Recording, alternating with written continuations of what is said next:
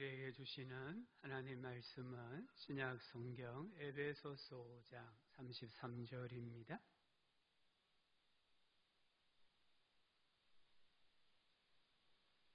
신약 성경 316쪽 에베소서 5장 33절부터 6장 4절까지 말씀을 보겠습니다. 제가 말씀을 봉독해 드리겠습니다. 그러나 너희도 각각 자기의 아내 사랑하기를 자신같이 하고 아내도 자기 남편을 존경하라. 자녀들아 주 안에서 너희 부모에게 순종하라. 이것이 옳으니라.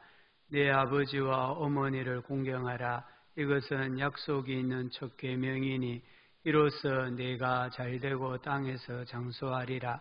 또 아비들아 너희 자녀를 노엽게 하지 말고 오직 주의 교훈과 훈계로 양육하라. 아멘. 귀한 찬양 감사하고요. 교회 어린아이들이 또 예배하고 노래하고 웃고 뛰노는 모습을 보니까 참 기쁘고 좋은 것 같아요. 또 예배 시간에 찬송을 할 수 있다는 것도 큰 기쁨인 것 같습니다. 오늘날 지구촌에서 가장 위태로운 곳은 어디일까요? 우리의 인류 문명을 위협하는 곳은 어디일까요? 학교일까요? 군대일까요? 의외로 대부분의 사람들은 가정이다라고 말합니다. 우리 집이 지금 가장 지구촌에서 위태로운 곳이라고 합니다. 흔히 요즘 집은 있는데 홈은 없다. 하우스는 있는데 홈, 가정이 없다. 이렇게 말합니다.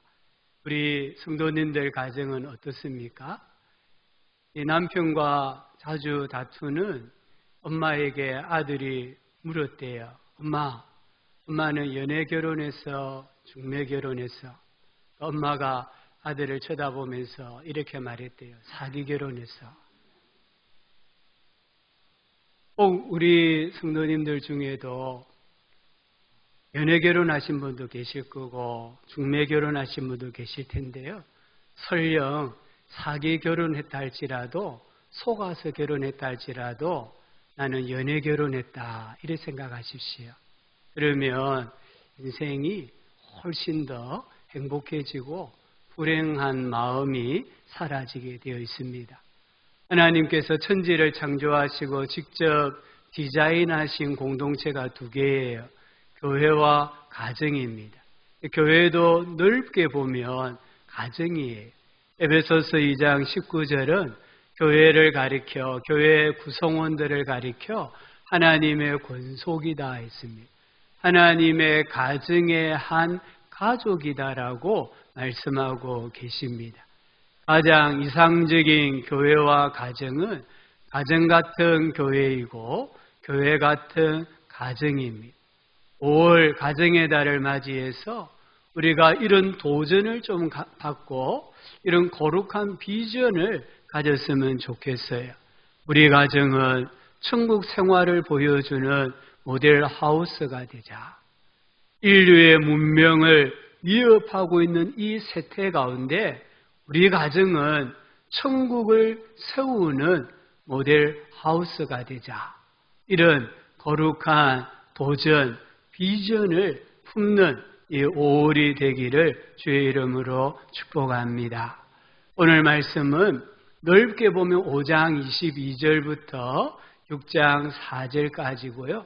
오늘 읽은 말씀의 5장 33절부터 6장 4절까지는 모든 사람의 가정생활 지침서예요. 특히 우리는 믿는 사람들이니까 우리 그리스도인의 가정의 생활을 어떻게 해야 하는지를 가르쳐주는 말씀이에요. 가정은 크게 두 요소로 이루어집니다. 첫째는 외부예요. 외부 인테리어로 이것은 결혼이라는 제도입니다. 결혼이란 무엇일까요? 5장 31절을 보니까 남자가 부모를 떠나 그의 아내와 합하여 그 둘이 한 육체가 되는 것이다 라고 했습니다. 여기에 합하다 이 단어는 부부간의 친밀함을 의미합니다. 결혼이라는 것은 단지 부부의 육체적인 연합만 말하지 않습니다. 마음과 뜻과 인생의 목적을 같이 하는 것을 결혼이라고 해요. 그래서 부부관계는 어떤 인간관계보다 더 친밀합니다. 심지어 부모와 자식과의 관계보다 부부관계가 더 친밀하고 강해야 합니다. 탈무드에 보면 어머니가 아들에게 인생의 조언을 해주는 이야기가 있어요. 아들이 이제 군에 가게 되었습니다. 아들아, 군 생활이 어렵고 힘들고 위험하니 한번 기도하고 가야 한다. 이 아들이 제대를 하고 직장을 얻어서 항해를 하게 되었습니다. 아들아, 배를 타는 것은 군 생활보다 더 위험하니 2번 기도해야 한다 했습니다. 이제 이 아들이 결혼할 때가 되었습니다. 아들아, 결혼 생활은 전쟁보다 항해보다 더 위험하고 어렵고 힘드니 3번 기도해야 한다라고 했습니다. 그만큼 결혼은 인생에서 중요한 일입니다. 결혼하기는 쉽지만 결혼 생활을 유지하기는 쉽지 않습니다. 결혼했다고 바로 행복해지지 않습니다. 사실 결혼은 내가 이 사람을 좋아하는 감정, 그 감정도 사실은 얼마 가지 않아요. 몇 개월, 몇 년밖에 가지 않아요. 그 좋아하는 감정을 빼면은 닮은 점이 하나도 없는 게 결혼이에요. 상대방의 성격, 가문의 배경, 인생의 경험, 이 신앙의 배경까지 닮은 점이 하나도 없어요. 그래서 어느 심리학자는 하나라도 같을 수 없는 구조를 가진 2 사람이 만나 죽을 때까지 같이 살아야 하는 결혼은 그 자체가 기적이다라고 했습니다. 어떤 사람은 결혼을 적과의 동침이다라고 정의를 합니다. 그럼에도 불구하고 결혼은 축복입니다. 하나님께서 우리 인간에게 주신 복 가운데 하나가 결혼입니다.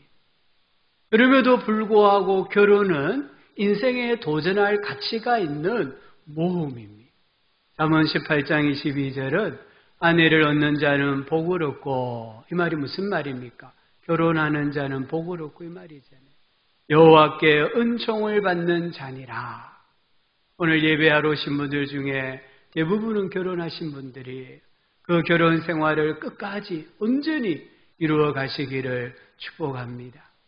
혹 아직 결혼하지 아니하신 분이 계신다면, 독신의 은사를 받지 않았다면 결혼을 꿈꾸시고 결혼에 도전하는 그런 은혜가 있기를 바랍니다. 가정은 2번째는 내부, 이제 집을 지었잖아요. 그럼 안을 갖춰야, 안을 꾸며야 돼요. 내부 인테리어를 해야 돼요. 오늘 성경에는 4개의 기둥을 말합니다. 먼저 5장 33절은 2개의 기둥을 말합니다. 그러나 너희도 각각 자기의 아내 사랑하기를 자신같이 하고 아내도 자기 남편을 존경하라. 첫 번째 기둥은 사랑이에요. 이 사랑은 아내에 대한 남편의 의무입니다. 자기 배우자를 사랑하지 않는 배우자가 있겠습니까? 아마 아무도 없다고 말할 거예요. 그런데 많은 사람이 자기 배우자를 사랑한다고 합니다. 그러나 실상은 배우자에게 상처를 줘요. 나는 당신을 사랑하는데 실제로는 배우자가 나 때문에 많은 상처를 받는 거예요. 왜 그럴까요? 사랑의 기준이 잘못되었기 때문이에요. 오늘 5장 25절에 남편들아 아내 사랑하기를 그리스도께서 교회를 사랑하시고 그 교회를 위하여 자신을 주심과 같이 하라 했습니다. 배우자 사랑의 기준은 예수님처럼 자기 몸과 같이입니다. 주님은 그리스도인 남편들에게 자기 아내를 주님이 그녀를 사랑하시는 것처럼 사랑하라는 거예요. 너가 내 몸을 아끼는 것 아끼고 돌보는 것처럼 사랑하라 이렇게 말합니다. 여기 사랑은요, 타인의 유익을 위해 희생하는 사랑이에요. 하나님의 사랑이에요. 아가페라고 합니다. 이 아가페는 어떤 사랑입니까? 요한일서 3장 1절에 보라, 아버지께서 어떠한 사랑을 우리에게 베푸사 하나님의 자녀라 일컬음을 받게 하셨는가. 어떠한 사랑, 로마서 5장에 세 가지로 말하지 않습니까?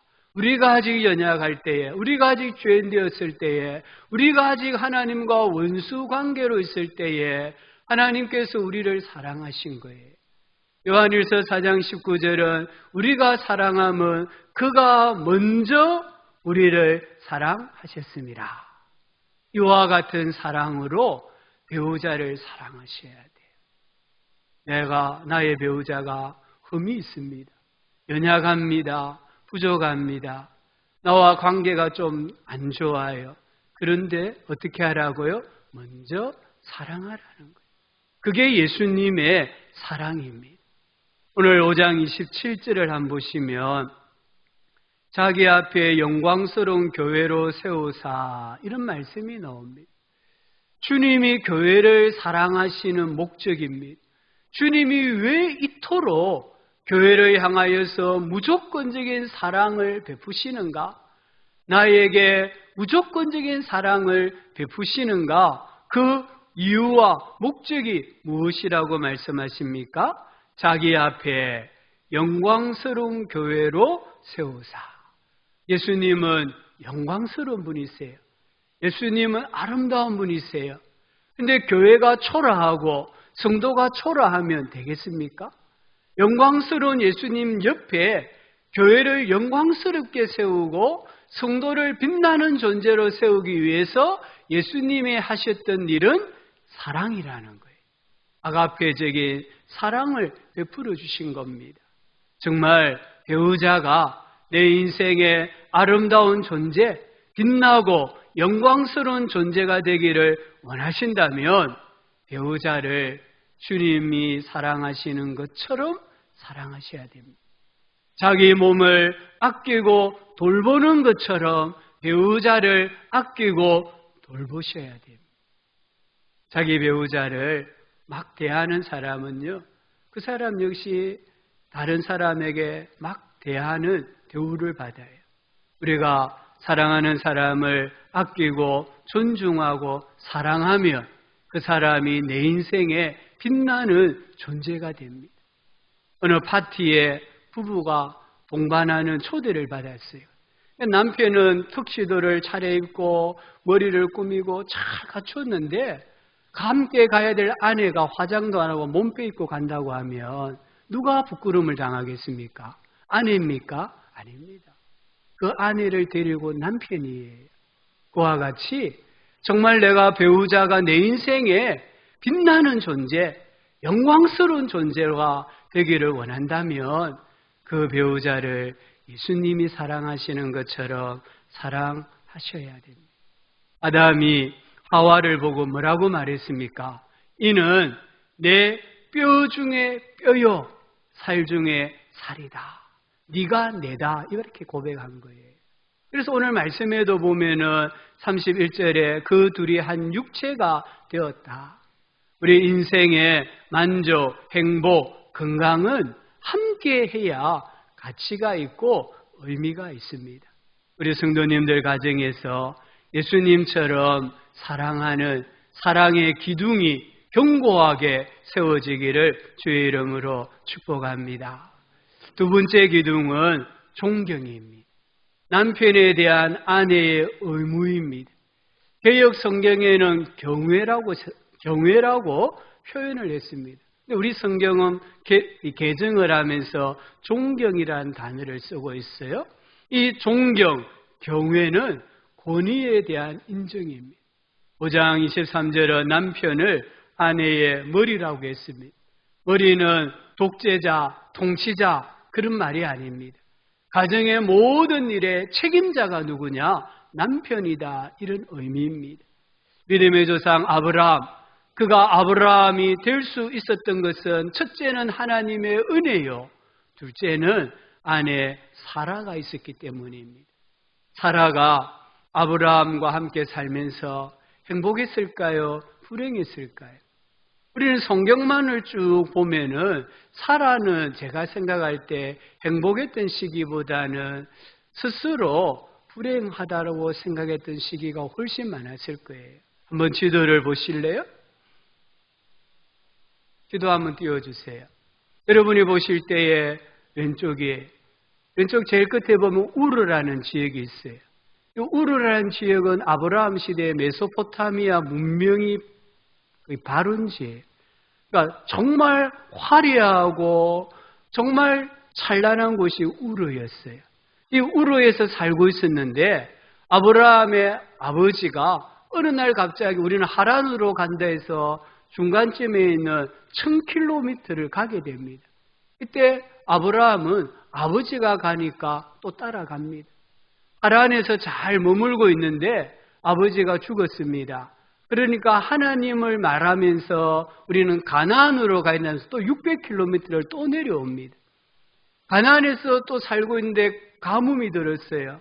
그래서 애굽으로 더 남쪽으로 한 400, 500km를 또 내려갑니다.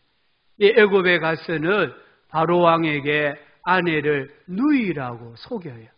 그래서 사라가 이 바로의 궁에 그냥 갇히는 존재가 돼요. 하나님의 간섭으로 벗어나서 다시 가나안으로 올라오는데 이때는 또 어디에 정착할 것이냐?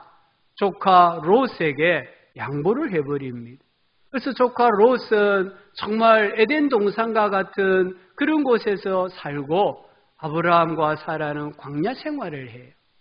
그리고 자기가 90세 때 아브라함이 100세 때에 아들 이삭을 얻었습니다. 이 이삭이 장성했습니다. 그런데 어느 날 아브라함이 또 하나님 이야기를 하면서 이삭을 번제물로 바쳐야 되겠다고 합니다.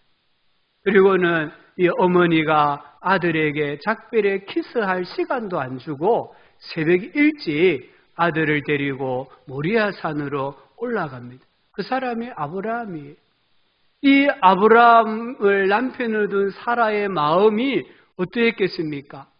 아마 그의 속은 시커먼 숫더미가 되고 말았을 거예요.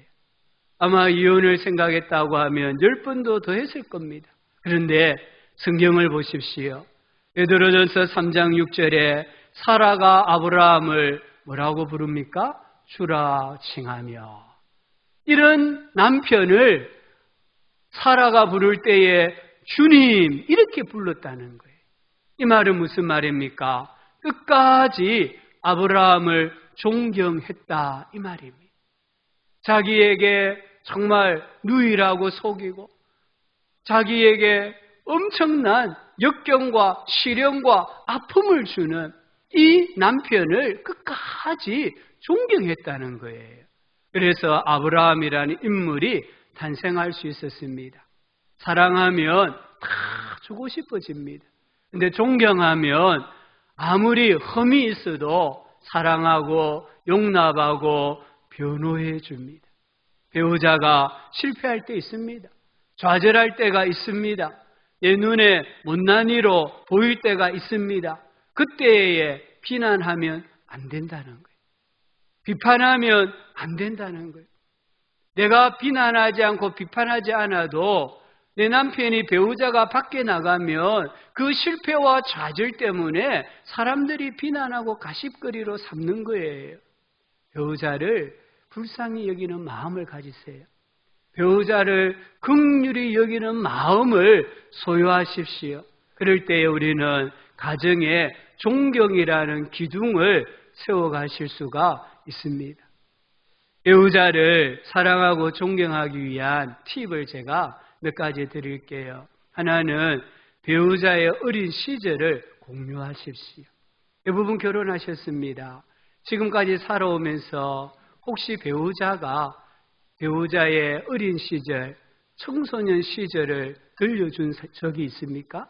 아니면 내가 배우자에게 나는 어린 시절에 청소년 시절에 이렇게 살아왔다라고 들려준 적이 있습니까? 스위스 심리학자 폴 트루니에는 이런 말을 합니다.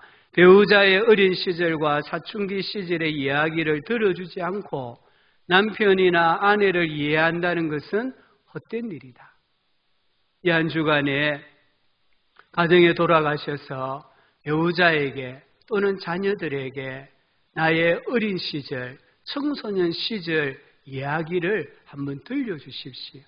그래서 그 안에 상처가 있을 수도 있고 아픔이 있을 수도 있고 쓴뿌리가 있을 수도 있어요. 그것을 다 품어줄 수 있어야 그게 진짜 사랑이고 그럼에도 불구하고 존경하는 것이 진짜 부부고 가족이에요. 두 번째는 갈등을 잘 해결하셔야 됩니다. 갈등이 없는 부부가 있을까요? 없습니다. 부부가 살다 보면 다툴 수 있습니다. 이혼도 생각할 수 있고요. 실제로 이혼을 할 수도 있습니다. 부부 갈등의 유형이 어떠하더라도 절대로 원가족, 배우자의 부모님이나 배우자의 가족을 건드리면 안 되는 거예요. 아우잇과 미갈을 보십시오. 이들은 부부입니다. 사무엘하 6장은 다윗이 법궤를 다윗 성으로 옮기는 장면이 다윗이 얼마나 기뻤으면 뛰놀고 춤을 추었습니다. 그리고 백성들에게 많은 음식을 나누어 주었습니다. 그 기쁨을 온 가족과 나누고 싶어서 집으로 달려갔습니다. 근데 아내 미갈이 현관문에서 남편 다윗을 맞이하면서 이렇게 말합니다. 오늘은 이스라엘 왕이 체면을 잃었군요. 신하들의 여종이 보는 앞에서 몸을 드러내었어요. 당신은 부끄러움도 모르고 몸을 드러내는 바보 같았어요. 이 남편을 향하여 이렇게 쏘아 붙인 거예요. 그러자 다윗이 뭐라고 응수했겠습니까? 6장 21절을 보면 나는 하나님 앞에서 춤을 춘 것이요. 여기서 끝났다고 하면 진짜 멋있는 남편입니다. 그런데 다윗이 이렇게 말합니다. 하나님이 당신 아버지와 당신 집안을 버리시고 나를 택하여 이스라엘의 왕으로 삼으셔서. 다윗의 말은 틀리지 않습니다. 사실입니다. 그러나 부부 대화에 있어서 선을 넘어버린 거예요. 아내의 원가족, 부모 이야기, 형제 이야기, 그것도 수치가 되고 부끄러움이 되는 이야기를 해버린 거예요. 사울 왕가의 패망이 아무리 하나님의 주권이라도 미갈에게는 여전히 상처였습니다. 그 상처를 다윗이 팍팍 긁어버린 거예요. 그것도 부부 싸움에서 이기려고. 그 결과가 뭔지 아십니까? 6장 23절을 보니까 이런 일 때문에 사울의 딸 미갈은 죽는 날까지 자식을 낳지 못했다라고 합니다. 부부간에 사랑하고 존경하는 관계가 깨어졌다는 말이에요. 사람은요, 자기 집안이 콩가루 집안이고 배지밀 집안이라도요, 막상 누군가가 너네 집은 콩가루 집안이지 않느냐 이래 말하면요 기분이 상해. 또 나와 가장 가까이 있는 배우자가 그런 말을 하면은 원래 당신 집은 배지밀 집안 아니냐 이렇게 말해버리면 더 큰 상처가 되는 거예요.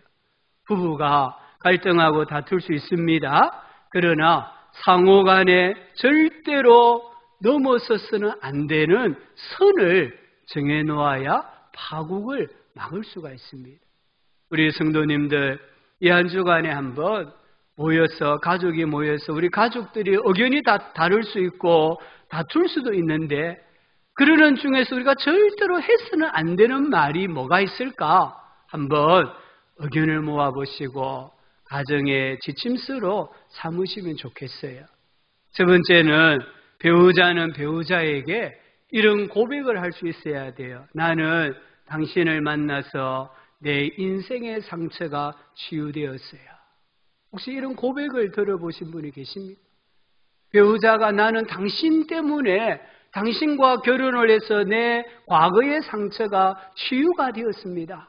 이런 고백을 들어본 분이 계십니까? 이런 고백을 할 수 있어야 가정에 사랑과 존경이라는 기둥을 세울 수가 있습니다. 세 번째 기둥은 순종과 공경입니다. 이것은 부모에 대한 자식의 의무입니다. 오늘 6장 1절 2절에 자녀들아 주 안에서 너희 부모에게 순종하라 공경하라 라고 합니다. 왜 그렇습니까? 하나님의 명령입니다. 10계명 중에 제5계명입니다. 내 부모를 공경하라. 여기 공경하라 이 말은 어떤 일에 가치를 두다 이 말이에요. 겉으로 드러난, 외부로 드러난 것이 아니라 그 존재 자체로 가치를 두는 게 공경입니다. 부모님이 존재했다는 그 자체로 부모를 공경해야 합니다. 부모님이 존재하고 있다는 그 사실 자체만으로 우리는 부모를 공경해야 합니다.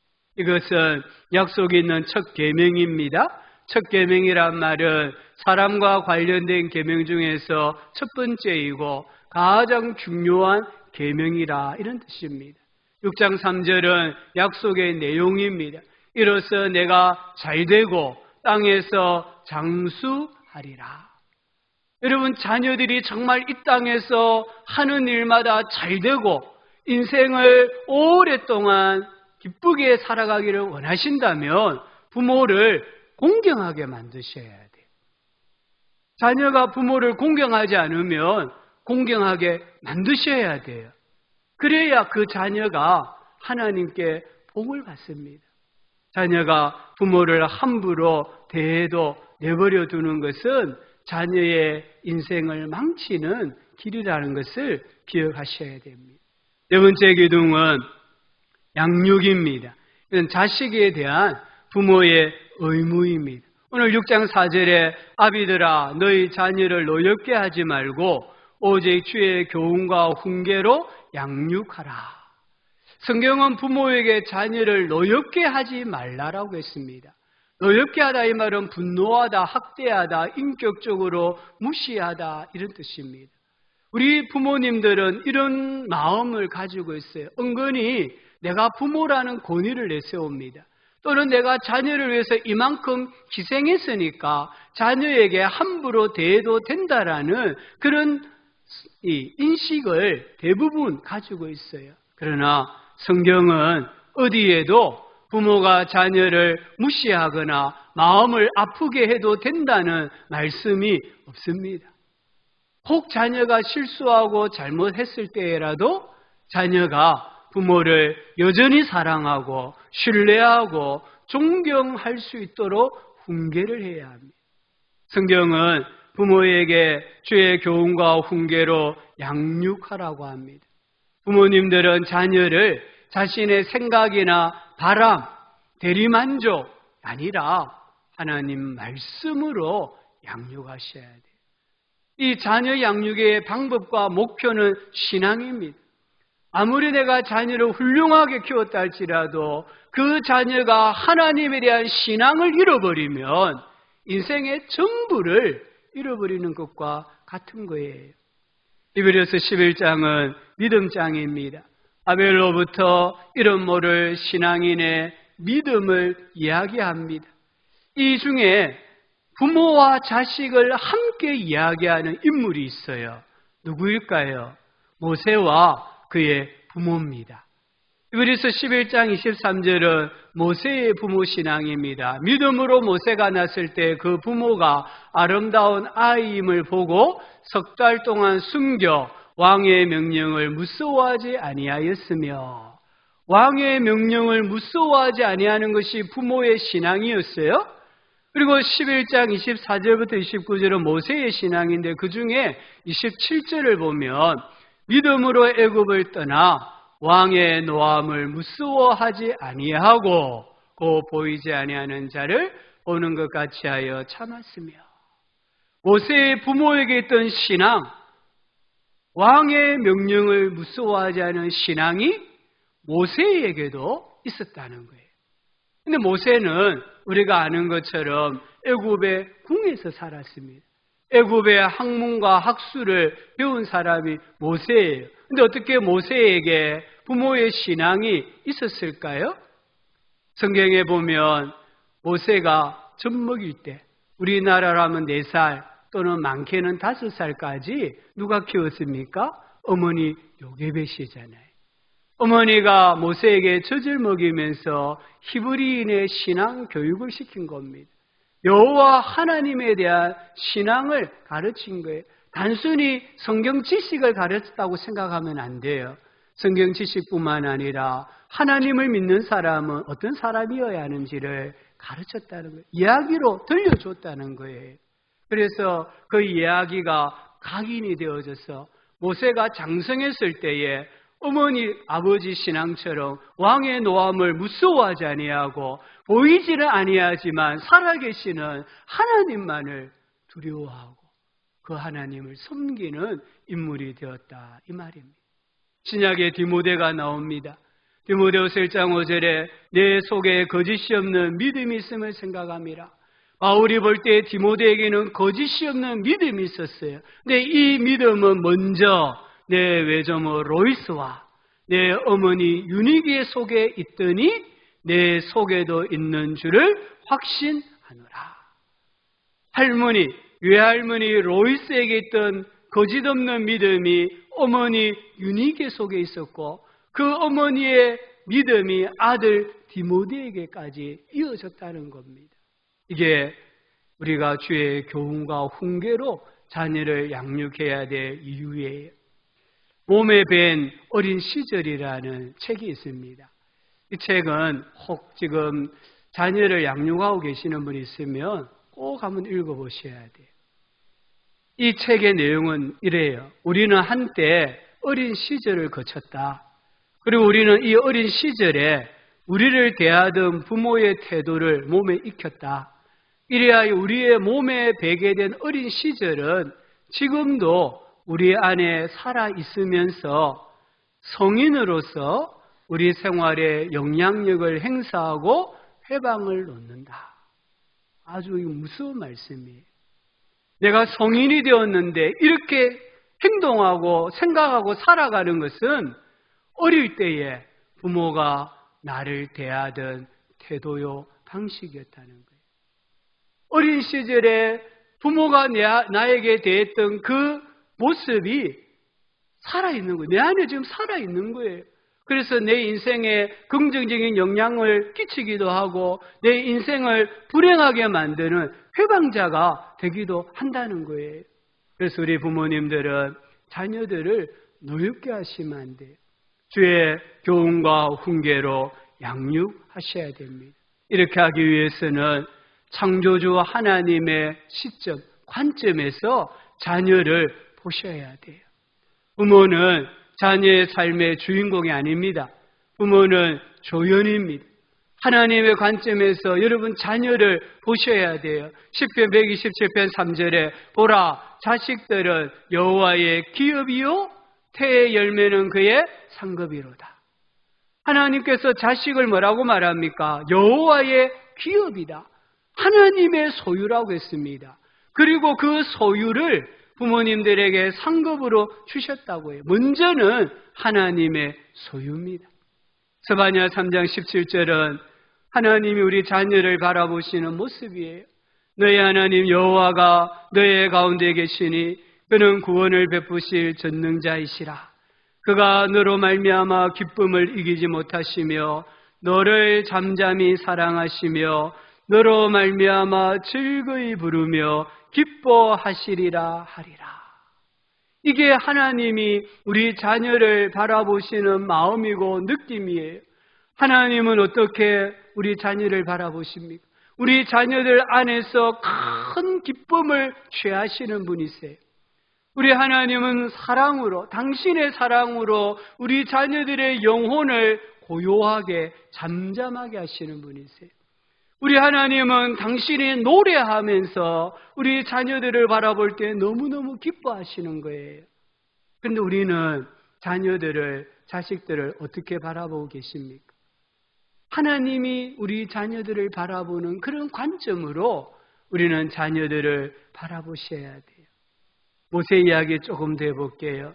오늘 성경에 보면 요게벳이 모세를 낳고 석 달을 키웠다고 했잖아요. 이 석 달에 대해서 성경학자들은 좀 의견이 분분해요. 어떤 학자들은 모세가 칠삭둥이로 태어났다고 해석을 해요. 여러분 10개월 만에 태어난 정상적으로 태어난 아이가 석 달 동안 울 때예요. 그 울음소리는 커요.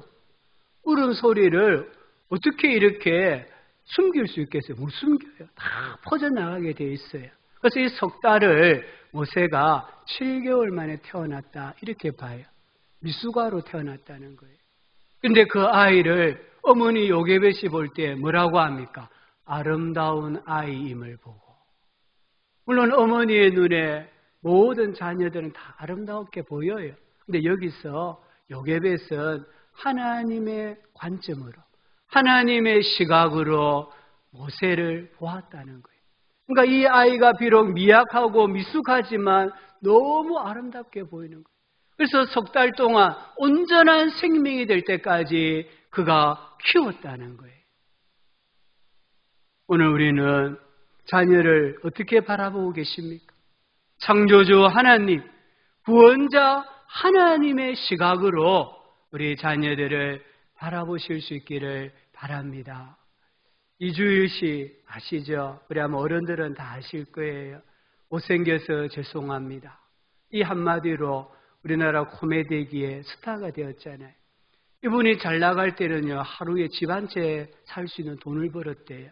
근데 2001년 그가 12월에 폐암으로 사형 선고를 받았어요. 폐암으로 이제 죽을 날을 기다리고 있을 때 기자가 찾아와서 물었습니다. 지금 이 시점에서 가장 중요한 것이 무엇이라고 생각하십니까? 이주일 씨가 대답했대요. 가족과 같이 시간을 보내는 것입니다. 그러면서 제가 연예계에서 잘 나갈 때는 온 가족이 외롭고 고생스러웠습니다. 그러다 가족에게 관심을 좀 가지려고 하니까 아들이 교통사고로 죽었습니다. 지금은 이렇게 병들어 가족을 힘들게 합니다. 참 소중한 것은 가족입니다.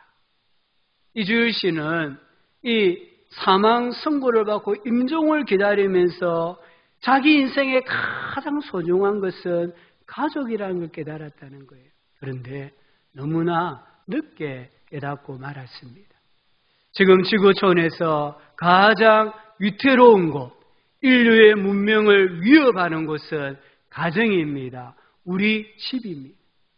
역설적으로 말씀드리면 이 지구촌을 아름답게 하고 인류 문명을 더 향상시킬 수 있는 근본, 터전은 역시 가정입니다. 우리 집입니다. 가정은 하나님께서 디자인하신 작품입니다. 우리 그리스도인들은 자신의 가정을 이 땅의 천국의 모델 하우스로 다시 복원시켜야 될 책임이 있다는 것을 알아야 하고 그런 일에 대한 도전을 받고 비전을 가져야 돼요. 마더 테레사가 노벨 평화상을 수상했을 때에 한 신문기자가 물었습니다. 어떻게 하면 세계의 평화가 오겠습니까? 마더 테레사가 말합니다. 가정으로 가십시오. 그리고 가족을 사랑하십시오. 이 말밖에 안 했어요. 정말 이 땅에 평화가 임하기를 원한다면 가정으로 가셔야 돼요. 그리고는 가족을 사랑하십시오. 존경하십시오. 존중히 여기십시오. 그래서 누군가가 우리 예수 믿는 가정 때문에 예수님을 영접하고 서로 사랑하고 존경하는 우리 부부 때문에 결혼에 대해서 긍정적으로 생각하는 선하고 아름다운 일이 일어나기를 소망합니다. 정말 이 5월 가정의 달에 우리 모든 성도님들의 가정을 다시 천국의 모델 하우스로 세우는 역사가 일어나고요. 복의 근원 되시는 우리 주 예수 그리스도의 은혜와 평강이 모든 성도님들의 가정에 충만하기를 주님의 이름으로 축복합니다.